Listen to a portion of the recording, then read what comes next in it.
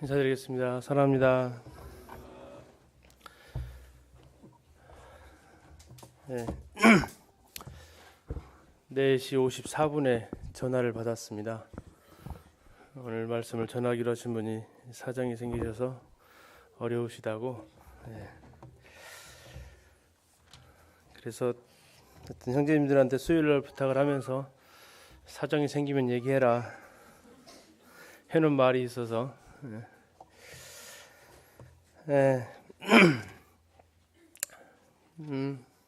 하면 안 나오나요?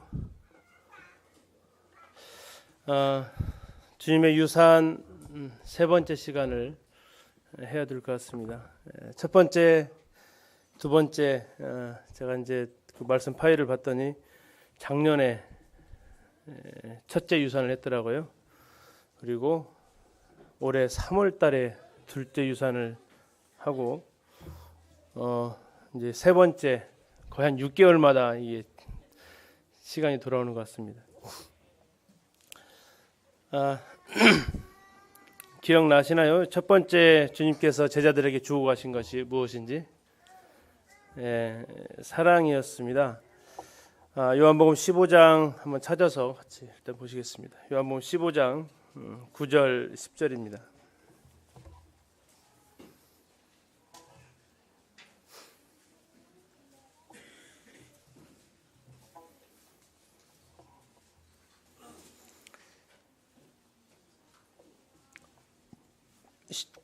요한복음 15장 9절 10절 같이 한번 읽겠습니다. 시작.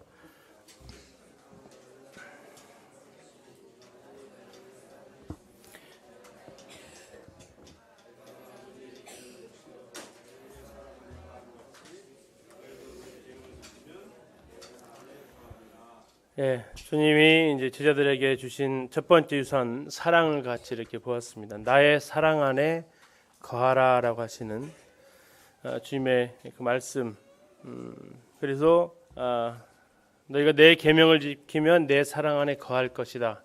하나님의 사랑에 대해서 우리가 살펴보았습니다. 유산이라는 것이 원래 내 것이 아니었다. 물려받은 게 유산인데 주님께서 우리에게 주신 것이 새 계명을 너희에게 주노니 서로 사랑하라 하시면서 내가 너희를 사랑한 것처럼 너희가 서로 사랑하라라고 하시는 것을 말씀을 드렸습니다. 다시 말하면 우리가 하는 사랑의 방식을 버려야 한다라는 얘기죠. 우리는 어떻게 사랑합니까? 사랑받을 만하면 사랑하죠. 그것을 버려야만이 우리가 주님의 사랑으로 사랑할 수 있다는 것을 살펴보았었습니다. 두 번째 유산은 기쁨이었습니다. 바로 11절에 보시면 내가 이것을 너희에게 이름은 내 기쁨이 너희 안에 있어 너희 기쁨을 충만하게 하려 합니다.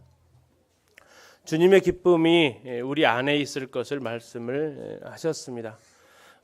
그래서 어느 분은 이야기하기를 이 기쁨은 그리스도인에게 있어서 깃발과 같다. 어느 성에 깃발이 꽂혀 있으면 그 깃발을 보고 저게 어느 나라의 성인지 저 성주가 누구인지를 알 수 있는 것이 깃발입니다. 고구려를 대표하는 것이 삼조고라는 깃발이었잖아요. 대한민국을 대표하는 것은 태극기라는 깃발입니다. 올림픽 때 금메달을 따게 되면 그 자기 나라 국기를 가지고 흔들죠.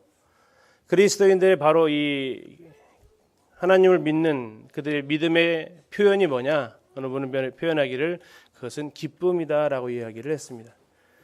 주님의 기쁨, 세상이 주는 것 같지 않은 그 주님의 기쁨, 환경에 좌우되지 않는 우리는 자칫 행복을 추구하다가 이 기쁨을 놓칠 수 있는 일시적인 즐거움을 추구하다가 주님이 주시는 기쁨을 놓칠 수 있는 그래서 우리가 언제 기뻐하냐면 우리 상황과 관계없이 항상 기뻐해야 되는 부분 더 나아가서 우리의 이름이 하늘에 기록된 그 사실만으로도 우리는 얼마든지 기뻐할 수 있다는 것들을 살펴보았습니다. 오늘은 세 번째 유산입니다. 자, 세 번째 유산은 뭘까요? 이제 답을 찾으신 것 같습니다. 14장 앞으로 가셔서 27절 보시면 주님이 주시는 세 번째 유산이 나와 있습니다. 평안을 너희에게 끼치노니 곧 나의 평안을 너희에게 주노라. 내가 너희에게 주는 것은 세상이 주는 것과 같지 아니하니라. 너희는 마음에 근심하지도 말고 두려워하지도 말라. 주님 하신 약속입니다. 동일하게 주님께서 평안을 우리에게 주신다고 하면서 무슨 평안을 주신다고 하셨냐면 주님의 평안을 우리에게 주신다고 하셨습니다. 특별히 이 세 번째 이 평안에 대해서 주님 표현하시면서 내가 너에게 주는 것은 세상이 주는 것과 같지 않다라고 얘기를 하십니다. 주님이 주시는 평안함은 세상이 주는 평안함과 같지 않다라고 얘기를 합니다. 세상은 어떻게 우리에게 평안함을 주는지, 어떨 때 우리가 평안함을 느끼십니까? 어떨 때 우리가 평안함을 느끼시냐면 보편적으로 마음에 근심이 없을 때 평안함을 느낍니다. 그죠? 마음에 걱정이 없을 때 우리 마음에 평안함을 느끼죠. 주님은 이걸 아셨습니다. 그런데 주님은 말씀하시길 그 다음 구절에 이렇게 말씀하시는 거예요. 너희는 마음에 근심하지도 말고 두려워하지도 말라. 왜 근심하지 말라고 하셨을까요? 우리에게 분명히 근심할 날이 있기 때문에 그렇습니다. 쉽죠? 그러면 왜 두려워하지 말라고 했을까요? 그래요. 우리 가운데 두려움이 찾아온다라는 것입니다. 세상은요, 이 세상에서는 근심하게 되면 평안이 어떻게 됩니까? 없어집니다. 두려움이 올 때 어떻게 됩니까? 평안이 없어집니다. 그런데 주님이 가지고 있는 이 평안은 어떤 거냐면 그 평안이 들어오게 되면 근심이 사라지는 것이고 그 평안이 들어오게 되면 두려움이 사라지는 것입니다. 이 세상에서는 근심이 평안을 내어쫓고 두려움이 평안을 내어쫓는다면 주님께서 주시는 그 평안은 내 마음에 근심과 두려움이 있을 때에 주님이 주시는 그 평안이 내 안에 들어오게 되면 근심하지도 두려워하지도 않게 될 것을 주님이 약속을 해 주셨습니다. 이것이 주님이 주시는 평안, 세상이 주는 것과 다르다라고 성경은 이야기하고 있습니다. 자, 이 세 가지, 첫 번째가 뭐였습니까? 사랑, 두 번째가 기쁨, 세 번째가 평안. 혹시 이 세 단어 많이 안 들어보셨습니까?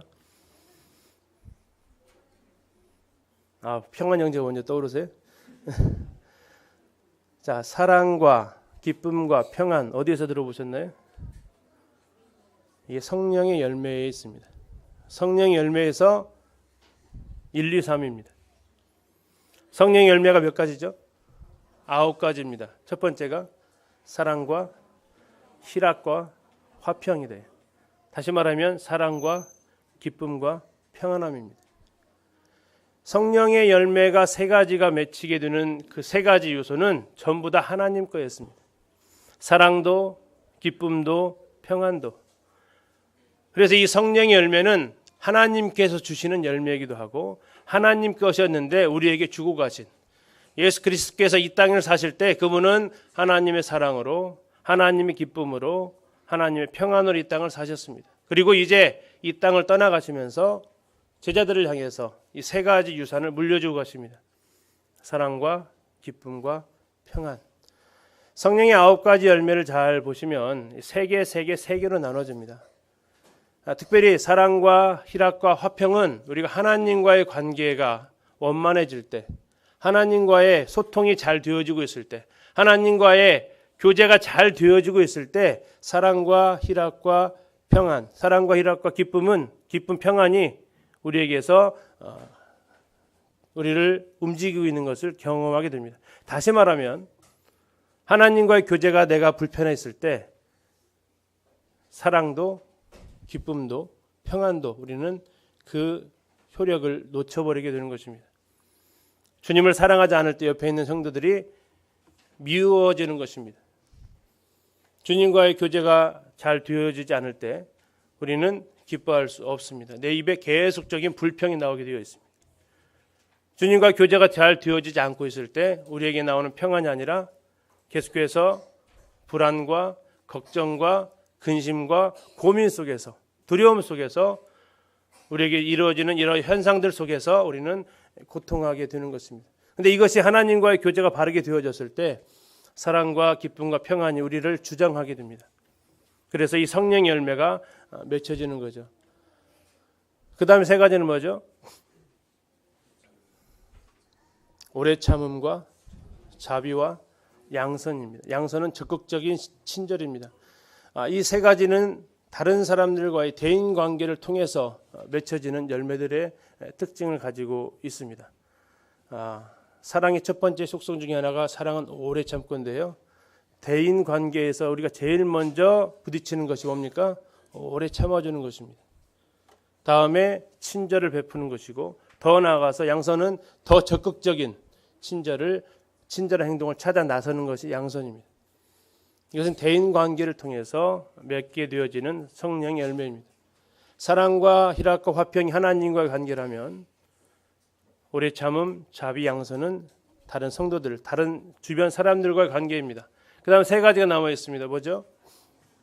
충성과 온유와 절제입니다. 이것은 때로 나와 내 사역 또는 내 개인의 신앙의 성품, 나 자신과의 관리, 여기에서 맺혀지게 되는 성령의 또 세 가지의 열매입니다.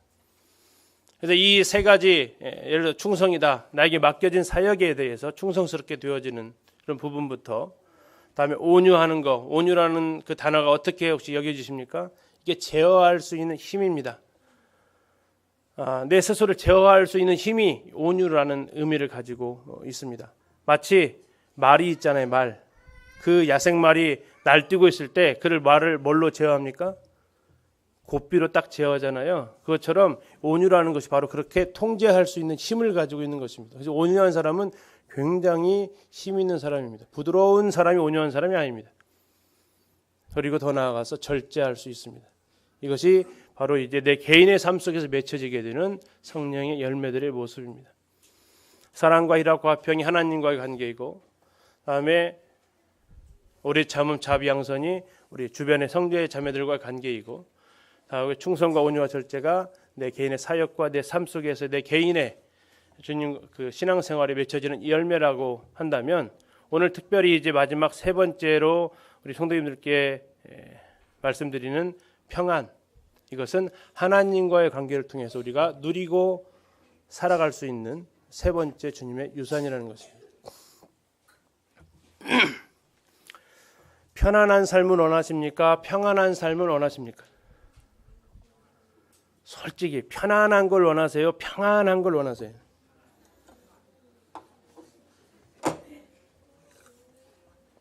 솔직히 두 개 다 원하죠. 근데 우리가 육신을 가지고 있기 때문에 우리는 편안한 것을 많이 추구를 합니다. 이게 참 부인하고 싶은데 부인하기가 참 쉽지 않은 거죠. 우리의 삶이 조금 더 편안했으면 좋겠잖아요. 그러나 중요한 것은 이 편안이 평안을 보장하지는 않는다는 것입니다. 우리의 삶이 편안하다고 해서 내 영혼이 평안하지는 않다는 것입니다. 편안한 삶은 보편적으로 돈이 있으면 편안해집니다. 돈이 있으면 승차감도 다른 차도 살 수 있고요. 돈이 있으면 좀 더 넓은 집에서 좀 더 좋은 문명 혜택 가지고 편안하게 살 수 있습니다. 그러나 그런 곳에 산다고 한들, 좋은 차를 타고 다닌다고 한들 그 마음까지도 평안이 보장되나요? 그렇지는 않습니다. 주님 말씀하시는 거죠. 세상이 주는 것 같지 않다. 우리는 육신을 갖고 있기 때문에 이 땅에서 편안한 삶을 추구합니다. 어떻게 하면 편안할까? 특히 여기 지금 나이 드신 분들은 시간이 갈수록 더 그것이 간절해지시죠. 그래서 서 있으면 앉고 싶고, 앉아 있으면 눕고 싶고, 누워 있으면 자고 싶고, 자고 있으면 깨어나기 싫고,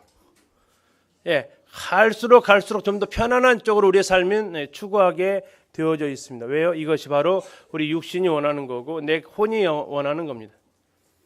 그런데 주님께서 우리에게 말씀하신 것은 편안한 삶이 아닙니다. 주님께서 우리에게 약속하신 것은 나의 편안을 주겠다라는 것이 아닙니다. 나의 평안을 주겠다고 하시는 것입니다. 이것은 하나님께 주신 하늘의 축복입니다. 우리의 심령이 누릴 수 있는 복입니다. 그리고 상황과 관계없이 두려움과 근심 가운데서 누릴 수 있는 복이고요. 이것은 영원한 것입니다. 그래서 우리가 편안한 삶을 추구하고 싶지만, 그러나 우리는 여기에 마음을 쏟으면 어느 순간 우리 마음속에서 평안이 사라지는 것을 경험하게 됩니다. 그래서 이제 편안한 삶이 아닌 평안한 삶을 우리가 추구하기를 소원하고요. 그럼 과연 평안이란 뭐냐? 이렇게 해석을 해봤습니다. 평안은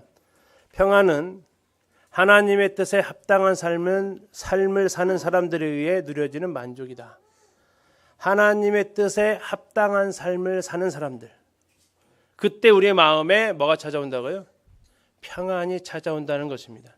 내가 살고자 하는, 내가 추구하는, 세상이 추구하는 그 삶의 방식에 의해서 살아가는 사람들에서 누려지는 게 아니라 하나님의 뜻에 따라서 살고자 할 때 하나님이 주시는 그 평안을 비로소 내가 맛볼 수 있다는 것입니다. 그것을 비로소 우리가 그때 누릴 수 있다는 거죠. 자, 어느 분은 평안을 이렇게 비유를 하더라고요. 물리학자였던 한 박사가 이렇게 얘기합니다. 성층권에는 항상 태양이 빛나고 있었다. 우리의 시야를 방해하는 지상의 먼지 입자 등도 없었다. 성층권은 미쳐 날뛰는 폭풍우와도 멀리 떨어져 있다. 오직 조용함만이 영원히 계속되는 곳임을 알 수 있다. 혹시 성층권 지나가 보셨습니까? 전 1년에 한두 번씩 지나가는데요. 비행기 타시면 지나갈 수 있습니다. 구름 밑에서 수많은 폭풍우가 치더라도 어느덧 그 비행기가 이륙을 해서 구름 위로 탁 떠오르는 그 순간 어떻게 됩니까? 아주 밝은 햇살이 구름 위에는 쫙 펼쳐져 있습니다. 자, 이게 주님께서 아까 말씀하셨던 그런 모습과도 비교할 수 있겠습니다. 구름 아래에서는 온갖 근심하고 두려움 가운데 우리가 있을 수 있습니다. 그러나 저 구름 위로 우리가 솟아오르게 되면 그곳에는 항상 태양이 빛나고 있는, 우리의 시야를 가리는 것도 없고 우리를 괴롭히는 폭풍우와도 관계가 없는 그곳에서 우리는 영원한 평안을 누릴 수 있는 것을 경험하게 됩니다. 비행기 타보신 분 그 속도가 얼마인지 아시나요? 비행기 속도가 몇 킬로나 되죠? 800, 900킬로 되더라고요. 느껴지시던가요? 아마 KTX 300킬로도 이게 좀 느껴지는데 이 800, 900킬로 타면 더 느껴져야 될 것 같은데 거의 못 느끼시죠? 왜 그럴까요? 아마도 이런 방해물들이 없는 것 같습니다. 우리가 그러한 것들을 누릴 수 있는 것이 바로 하나님이 주시는 평안함입니다. 저 밑에서는 번개치고 비바람 불고 하더라도 그 위에서는 늘 고요함이 있는 그 평안함. 이것이 주님께서 우리에게 주신 약속들입니다. 자, 우리의 삶 속에서 평안을 빼앗길 때가 있습니다. 언제냐면 광풍이 몰아칠 때입니다. 광풍이 몰아칠 때 우리 삶은 고통스럽습니다. 광풍이 즐겁고 행복하신 분은 아마 없을 겁니다. 이 광풍이 몰아칠 때 우리는 피하고 싶습니다. 광풍이 몰아칠 때 우리는 그 순간이 빨리 지나가기를 바랍니다. 왜요? 그 시간이 너무나 힘들기 때문에 그렇습니다. 그러나 주님께서 말씀하신 것은 그것이 지나가면 평안한 것은 누구나 평안할 수 있다는 것입니다. 그것은 세상이 주는 것과 동일한 거래요. 그러나 주님이 주시는 것은 너희들이 근심이 있고 너희들에게 두려움이 있다 할지라도 그것이 내가 주는 평안에 의해서 사라지는 것을 경험하게 되는, 이것이 주님이 주시는 평안이라고 주님 말씀하십니다. 혹시 지금 광풍의 순간을 지나가시는 분 계십니까? 요 근래 간증하신 분들 중에 아마 서송영님이 광풍을 지나가고 있지 않는가 싶기도 하고요. 아마 여기 계신 분들 혹시 광풍을 지나고 계시지 않으십니까?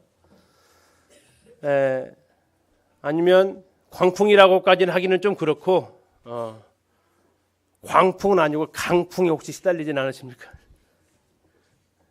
아니면 아주 선선한 미풍이 살랑살랑 불고 있어서 참 지낼만 하십니까? 자, 우리 삶 속에 이렇게 광풍이 몰아칠 때가 있습니다. 오늘 이제 말씀을 지난주에 이제 주일날 말씀을 전했잖아요. 제가 지난주 수요일날 못 나왔습니다.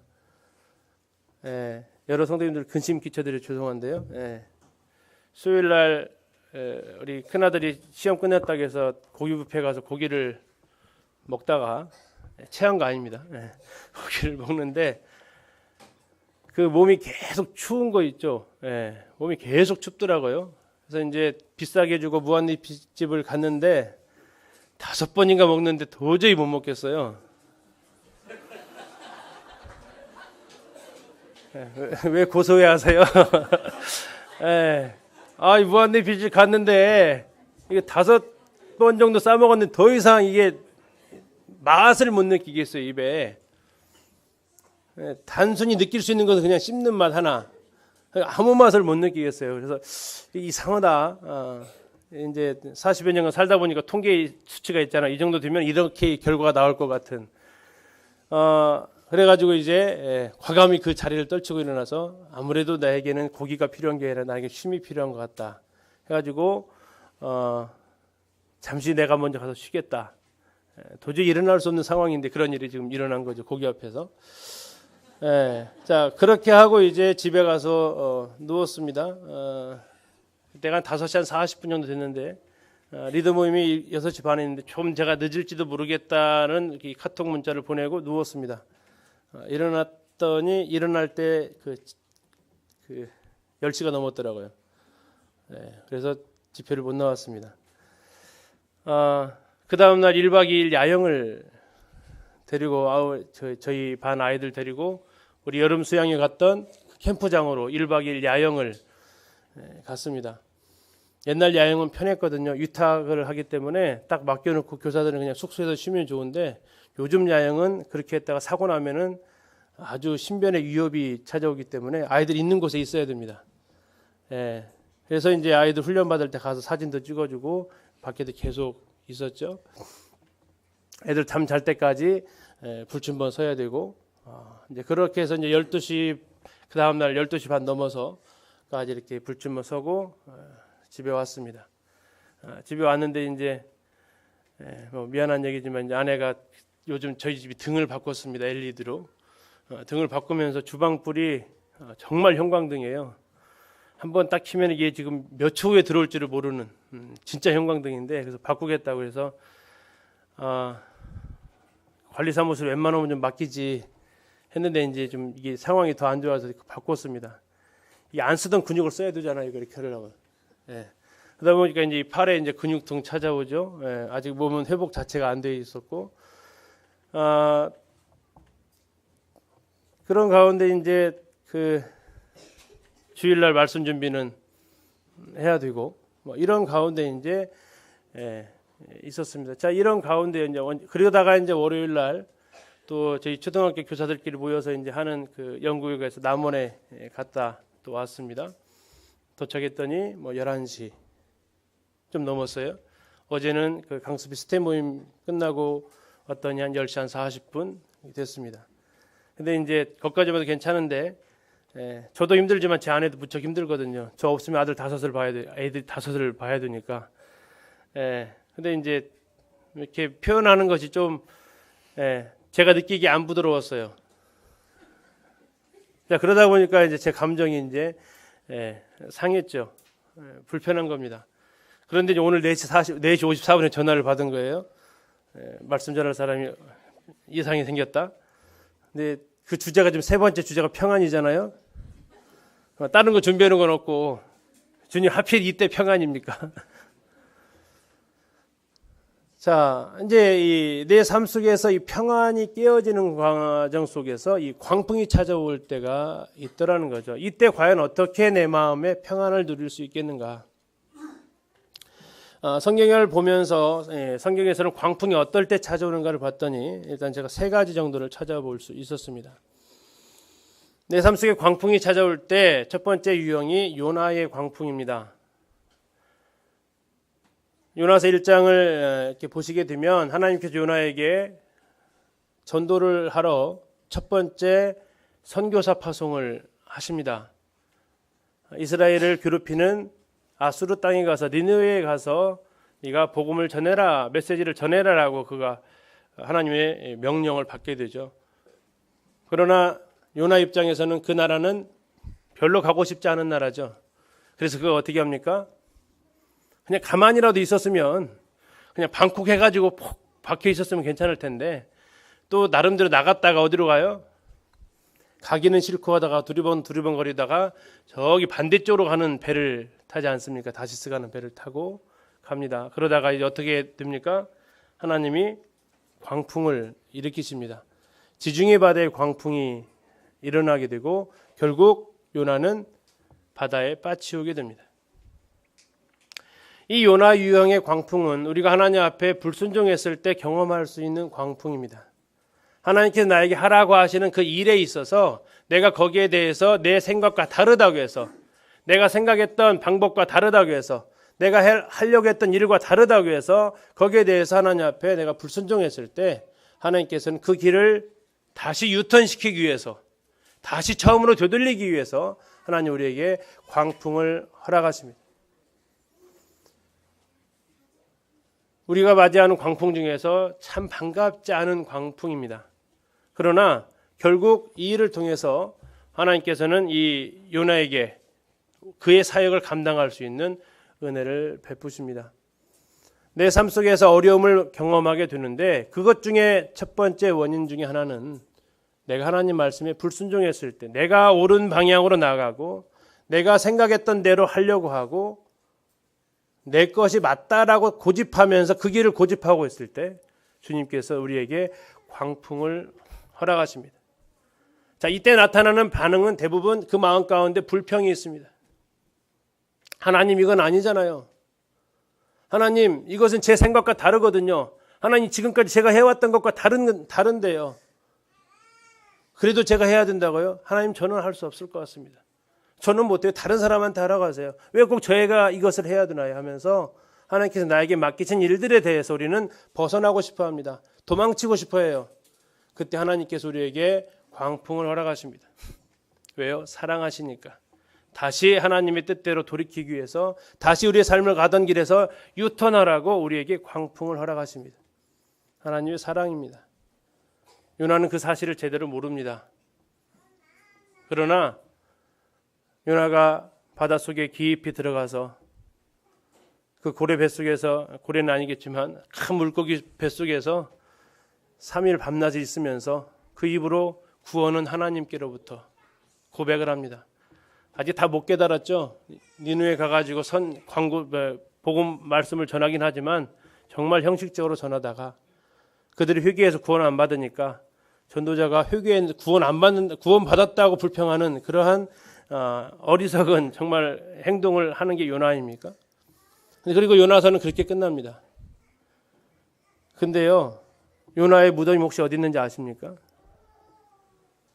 요나의 무덤이요? 이스라엘에 있을까요? 아수르에 있을까요? 네, 요나의 무덤이 아수르에 있습니다. 그가 거기서 죽었다는 거예요. 요나서에서는 요나의 마지막 모습이 별로 이렇게 흔히 말하는 은혜스럽지 않게 끝납니다. 그러나 요나의 마지막은 그가 아수르에서 보내게 됩니다. 하나님의 마음을 아마 알았던 것 같습니다. 요나 선지자의 무덤이 그곳에 있습니다. 자, 어쨌든 이 우리가 내 마음속에 원하지 않는 길, 피하고 싶은 길, 그러나 하나님께서 나에게 이것을 하라고 하시는 이 명령이 주어졌을 때 우리 마음 가운데 불평이 찾아오고 내 마음에 원망이 찾아옵니다. 그때 하나님께서 우리를 성실하게 우리의 삶을 유턴시키십니다. 그때 유턴시킬 때 사용하시는 방법이 광풍입니다. 골로새서 이렇게 얘기합니다. 그리스도의 평강이 너희 마음을 주장하게 하라. 너희는 평강을 위하여 한 몸으로 부르심을 받았나니 너희는 또한 감사하는 자가 되라. 그리스도의 평강이 우리의 마음을 심판하게 하라고 주장한다는 얘기는 심판을 내리는 것입니다. 이게 반칙인지 아닌지에 대해서 결론을 내려주는 것이 그리스도의 평강이라고 하는 것입니다. 그런데 이것이 깨어질 때가 있다는 얘기죠. 그래서 이것을 다시 회복할 수 있는 것이 뭐냐면 하나님의 인도하심에 대해서 우리가 감사할 때 우리가 거기에 대해서 하나님 맞습니다.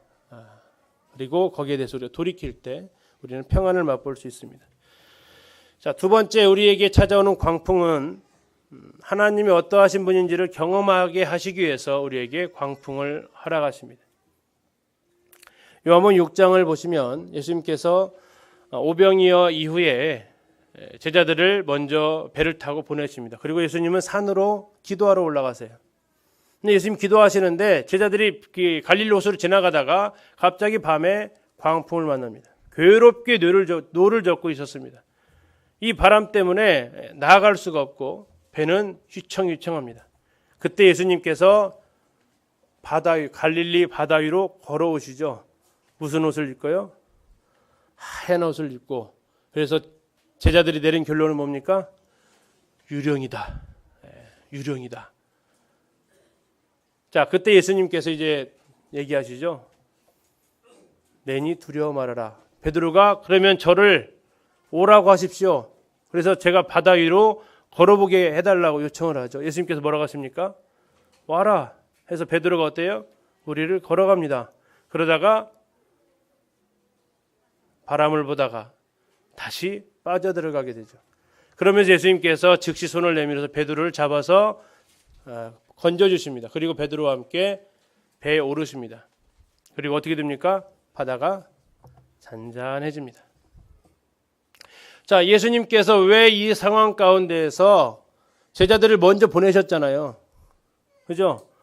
자, 지금 제자들을 예수님께서 배에 준비해가지고 너희들 먼저 가라 하셨어요. 제자들이 가겠다고 나선 길도 아니에요. 예수님이 시켰어요.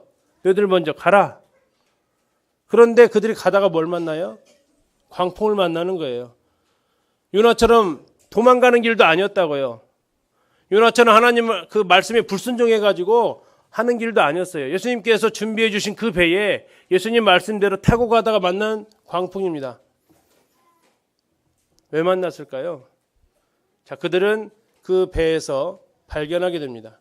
이가 누구이기에, 예수님이 누구이시기에 바람과 바다도 순종하느냐. 우리에게 어려움이 찾아올 수 있습니다. 아무 잘못한 게 없어요. 범죄한 일이 아무리 찾아봐도 없습니다. 아니, 하나님 말씀에 순종해서 가는 길이에요. 그리고 그 길은 하나님 기뻐하시는 길이고 하나님이 예비하신 길이에요. 그런데 나에게 뭐가 찾아와요? 광풍이 찾아올 수 있다는 거예요. 이것은 성경에서 곳곳에서 드러납니다.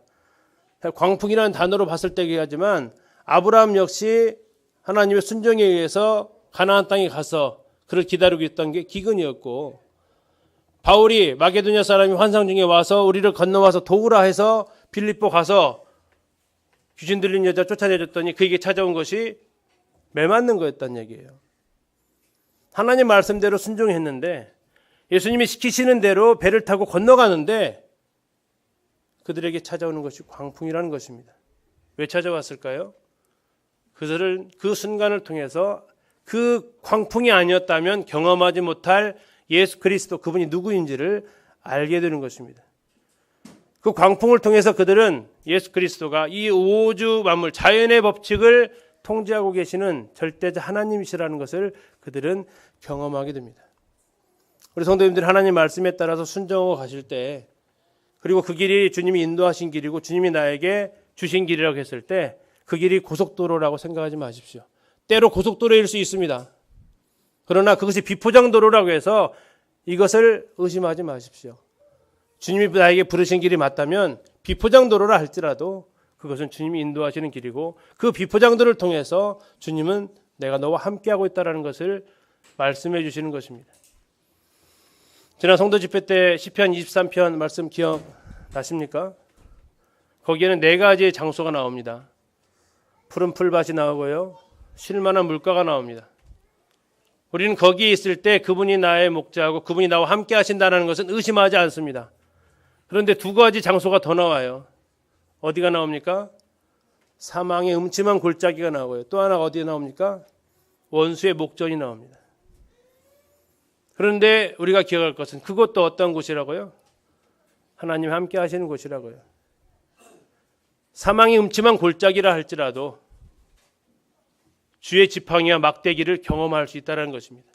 어찌 푸른 풀밭에서 막대기와 지팡이 경험할 수 있을까요? 없겠죠. 사망이 음침한 골짜기를 가봐야만이 경험할 수 있는 것이 지팡이와 막대기의 위력입니다. 우리 가운데 어려움이 찾아왔을 때만이 경험할 수 있는 것이 하나님의 어떠하심이라는 거죠. 우리는 그 순간 자체가 달갑지 않습니다. 그러나 그 과정이 끝나고 났을 때 우리는 고백할 수 있는 거죠. 하나님 우리와 함께 하셨다고. 빌립보서 이렇게 말씀하십니다. 아무것도 염려하지 말고 다만 모든 일에 기도와 간구로 너희 구할 것을 감사함으로 하나님께 아뢰라. 그리하면 모든 지각에 뛰어난 하나님의 평강이 그리스도 예수 안에서 너희 마음과 생각을 지키시리라. 하나님 말씀대로 우리가 어떤 일을 행합니다. 그때 어려움이 찾아온다고요. 내가 죄를 짓지 않았더라도 그러한 환난이 나에게 올 수 있다라는 겁니다. 그때 뭐 하라고요? 염려하지 말라고요. 기도하고 간구하라고 주님 우리에게 말씀하시는 겁니다. 그리고 감사함으로 하나님 앞에 아뢰는 거죠. 불평하지 말고 원망하지 말고 여기에 대해서 하나님 앞에 감사함으로 하나님 앞에 우리 사정을 아뢰는 것입니다. 하나님 좀 걱정되네요. 하나님 좀 힘들어요. 말씀하십시오, 하나님한테. 그래서 그분 앞에 아뢰면 그 다음엔 하나님이 하시겠다고 하십니다. 그리하면 모든 지각에 뛰어난 하나님의 평강이 그리스도 예수 안에서 너희 마음과 생각을 지키시리라. 6절은 우리가 해야 될 일이라면 7절은 하나님께서 하시는 일입니다. 우리에게 찾아온 어려움이 찾아왔을 때에 우리가 할 수 있는 일은 뭡니까? 하나님 앞에 기도하고 간구하면서 하나님 이것도 역시 하나님께서 나에게 주신 것인데 하나님 감사함으로 하나님 앞에 말씀하십시오. 그러면 하나님께서 하십니다. 근데 우리는 염려 때문에 기도가 안 돼요. 그래서 하나님이 어떠하심을 경험하는 게 아니라 이 순간만 넘어가기를 바랍니다. 그 광풍만 몸으로 다 체험하고 하나님이 어떠하심을 체험할 수가 없어요. 그럴 때 어떤 일이 벌어지냐면요. 재수강 F학점이 떨어집니다. 이게 뭐예요? 다시 비슷한 경험을 또 하게 하십니다. 왜요? 주님의 목적은 그 환경을 없애는 게 목적이 아니고 그 환경 가운데서 하나님을 경험케 하시는 것이 그분의 목적이기 때문에 그래요. 지금은 저희 교회에 없는 한 자매가 이런 얘기를 한 적이 있었습니다.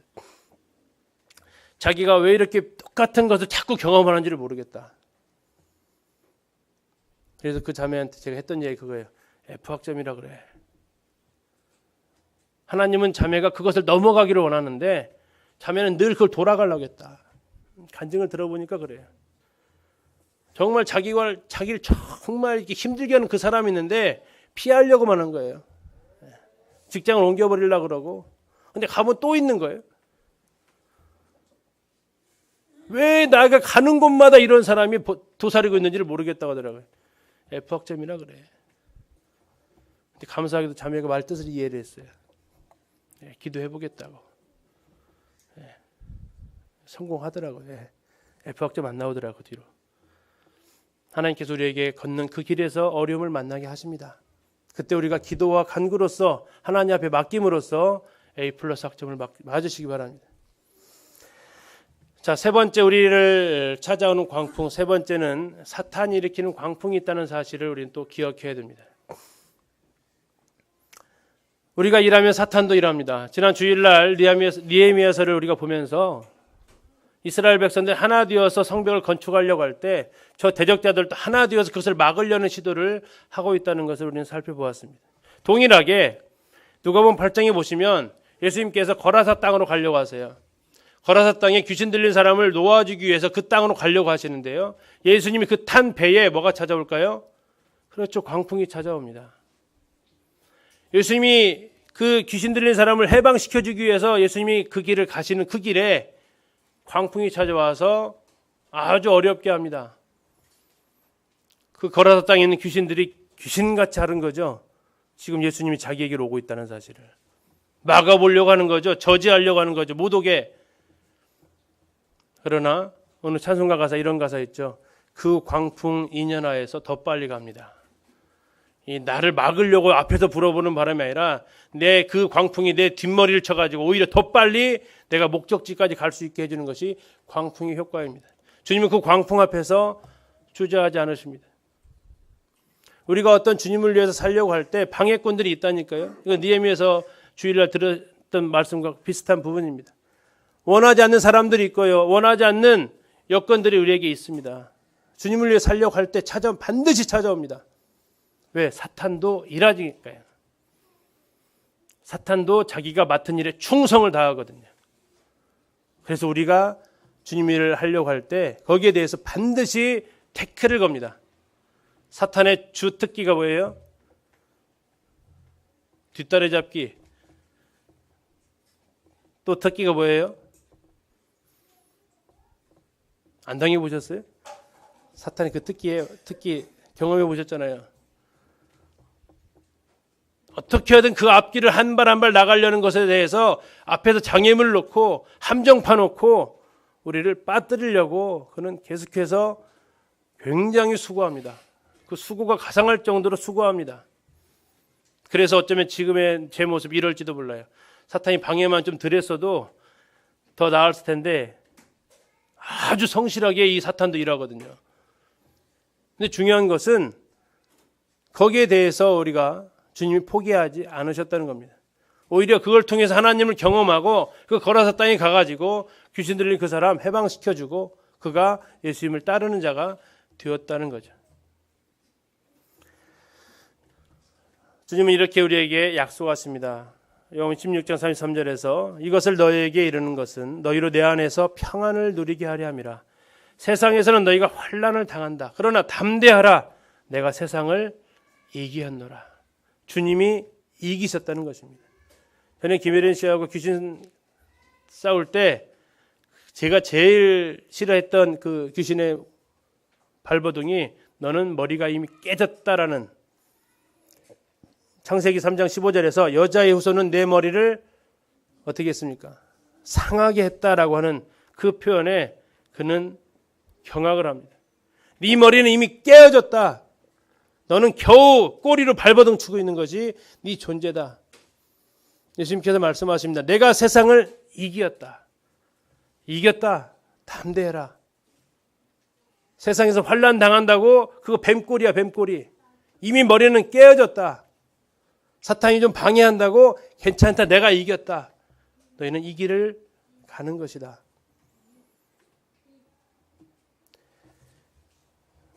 마무리합니다.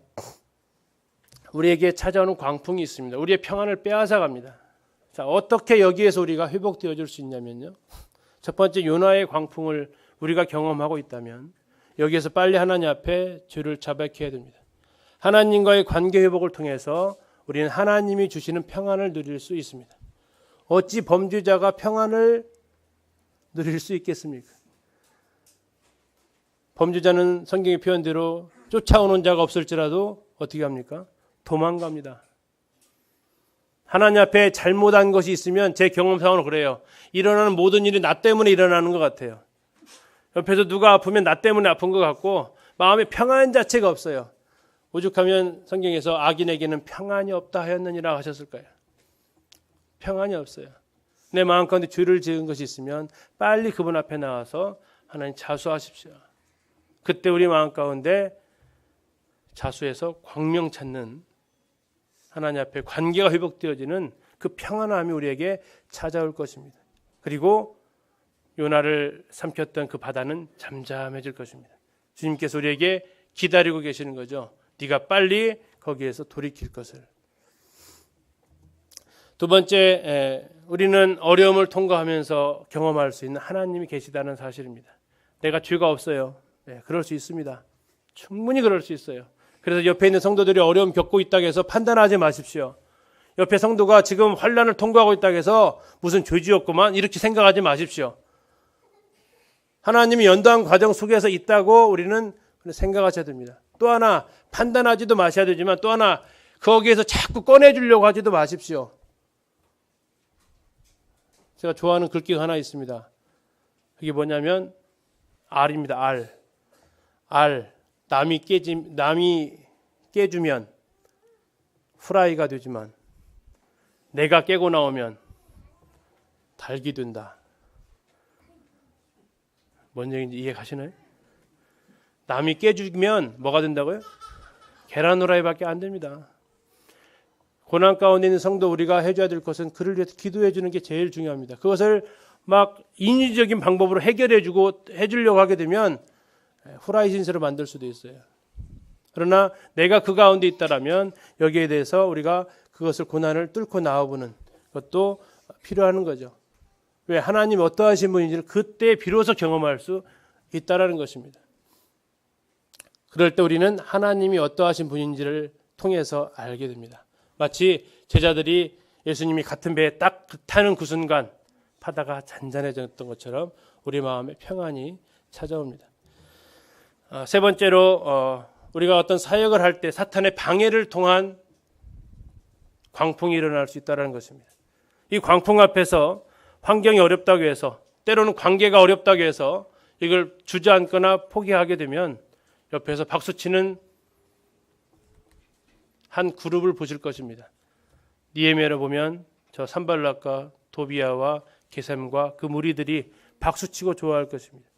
그러나 그 어려움 앞에서 우리가 주님이 승리하신 그 승리를 힘입어서 이기고 나아간다면 우리에게 주님이 주시는 그 평안함, 그 거라사 땅에 귀신 들린 그 사람이 고통스럽게 살았던 그 삶이 끝나고 그 사람이 맨정신으로 주님 앞에 무릎 꿇고 내가 주님을 따르겠다라고 고백하는 그 안정함과 평안함이 우리 가운데 찾아올 것입니다. 세상은 여건이 평안해지면 그 자체가 평안이라고 합니다. 그러나 주님은 말씀하시기를 내가 주는 평안은 세상이 주는 것과 같지 않다고 하십니다. 너에게 분명히 광풍이 불어올 것이다 약속하세요. 약속이에요, 약속. 우리에게 좋은 길만 약속하시는 게 아니라 이것도 역시 약속이에요. 그러나 주님이 또 다른 약속을 하시는 거죠. 내가 함께 하겠다고. 내가 함께 하겠다고 주님이 약속하십니다. 그래서 우리가 이 광풍을 헤쳐나갈 수 있다라고 주님이 우리에게 말씀하십니다. 혹 우리 성도님들 어떠한 광풍을 지금 겪고 계시나요? 어떠한 광풍을 헤쳐나가고 혹시 계십니까? 이 주님의 평안이 형제 자매들 마음 가운데 함께 하시기를 소원합니다. 그리고 혹 그 긴 어려운 시간을 거쳐 나오셨나요? 약속드립니다. 또 찾아올 것입니다. 또 찾아올 것입니다. 그래서 어떻게 이겨냈는가를 잘 기억하십시오. 그래서 다시 그 광풍 앞에 도전하시기 바랍니다. 주님은 더 많은 주님을 경험케 하기를 원하십니다. 영생은 곧 유일하신 하나님과 그의 보내신 자 예수 그리스도를 뭐 하는 거라고요? 아는 것이라고. 여기서 아는 게 어떤 삶입니까? 경험적인 삶입니다. 우리가 영생을 맛보고 누리기를 원하십니까? 주님이 성실하게 하실 것입니다. 그러면서 우리가 고백할 수 있을 것입니다. 나의 하나님이 어떠한 하나님인지. 그래서 우리 삶 속에서 일어나는 이런 광풍 가운데서 하나님이 주시는 그 평안으로 우리가 이 나그네의 이 삶을 살아갈 수 있기를 기도합니다. 감사합니다.